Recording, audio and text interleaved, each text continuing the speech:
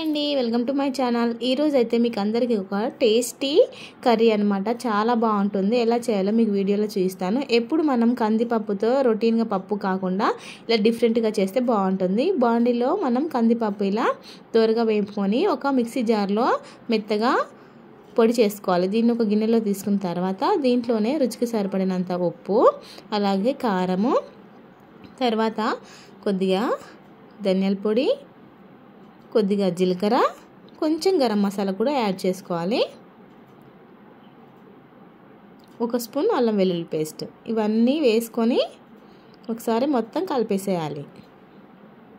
ఇలా చేతితో కలుపుకున్న తర్వాత కొద్దిగా వాటర్ అనేవి యాడ్ చేసుకుంటూ మనం రొట్టె పిండి ఉంటుంది కదా, అలా రెడీ చేసి పెట్టుకోవాలి.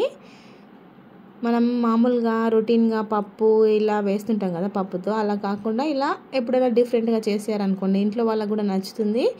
చాలా అంటే చాలా బాగుంటుంది. ట్రై చేయండి. ఇలా కలిపి పెట్టుకున్న తర్వాత ఒక గిన్నెలో వాటర్ తీసుకొని దానికి ఇలా ఒక కాటన్ క్లాత్, మీ దగ్గర ఏ కలర్ క్లాత్ ఉన్నా సరే ఇలా కట్టేసుకోవాలి. ఆవిరి కోసం అన్నమాట, ఉడికించడం కోసం. ఇలా మూత కట్టేసి చేతితో చూస్తున్నాను, వీడియోలో చూస్తున్నట్టు ఇలా రెడీ చేసుకొని వాటిపైన మొత్తం పెట్టేసుకోవాలి. తర్వాత ఆవిరి పైన దీని మీద ఒక గిన్నె మూసేసి ఒక 15 మినిట్స్లో ఉడికిపోతాయి ఇవి ఆవిరితోటి. ఇలా మూత పెట్టి ఉడికించుకోవాలి. తర్వాత 15 మినిట్స్ తర్వాత చూస్తే మనకు ఉడికాయో లేదో తెలుస్తుంది. ఉడికిపోయినట్టే, ఇలా రెడీ అయితే ఉడికిపోయినట్టే తీసేసేయాలి. ఇప్పుడు మరొక గిన్నెలో, అంటే నేను కుక్కర్ పెడుతున్నాను, దాంట్లోనే కొద్దిగా ఆయిల్ వేసుకుంటున్నాను.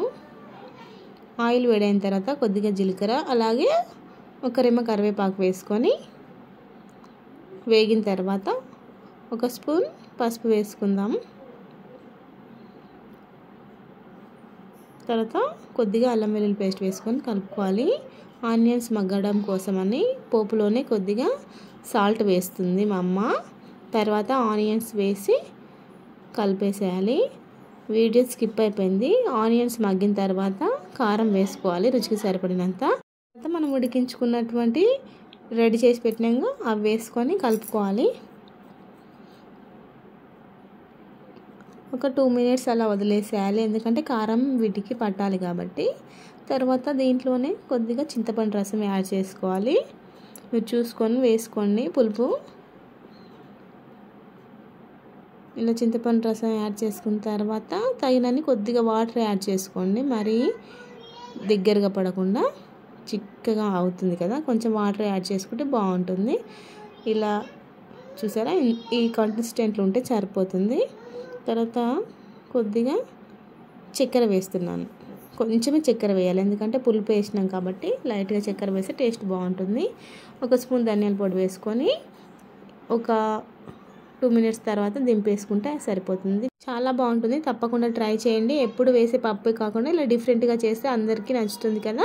మన ఛానల్ అయితే సబ్స్క్రైబ్ చేయండి. ఎలా ఉందో కామెంట్ చేయండి.